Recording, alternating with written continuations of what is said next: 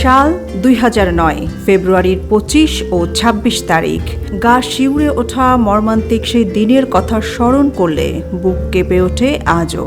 ঢাকার পিলখানায় তৎকালীন বিডিআরদের একটি গ্রুপ দ্বারা সংগঠিত হয় বিদ্রোহ এবং হত্যাকাণ্ড।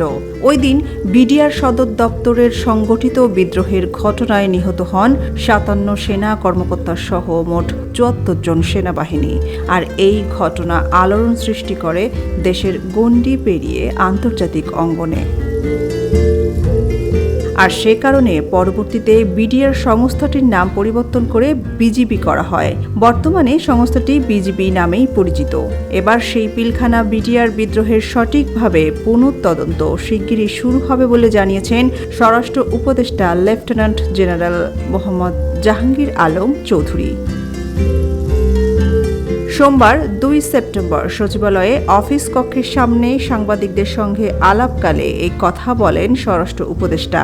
সেখানে তিনি বলেন, বর্তমান সরকার জনগণের অধিকার, সুশাসন এবং ন্যায় বিচার প্রতিষ্ঠার জন্য বদ্ধপরিকর। শুধু স্বরাষ্ট্র উপদেষ্টা হিসেবে নয়, একজন সাধারণ নাগরিক ও সেনাবাহিনীর প্রাক্তন সদস্য হিসেবে তিনি বিডিআর হত্যাকাণ্ডের ন্যায় বিচার চান।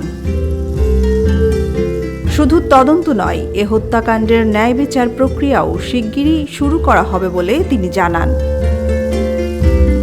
তৎকালীন বিডিআর হত্যাকাণ্ডের ঘটনা নিয়ে গঠিত সেনাবাহিনী তদন্ত কমিশনের চেয়ারম্যান ছিলেন স্বরাষ্ট্র উপদেষ্টা জাহাঙ্গীর আলম চৌধুরী। তিনি এর আগে বিডিআর প্রধানেরও দায়িত্বে ছিলেন। এই ঘটনায় 2টি ফৌজদারি মামলা হয়। এর একটি ছিল হত্যা, অন্যটি বিস্ফোরক আইনের মামলা। বিগত আওয়ামী লীগ সরকারের আমলে হত্যা মামলায় 850 জনের বিচার শেষ হয়েছিল 2013 সালে।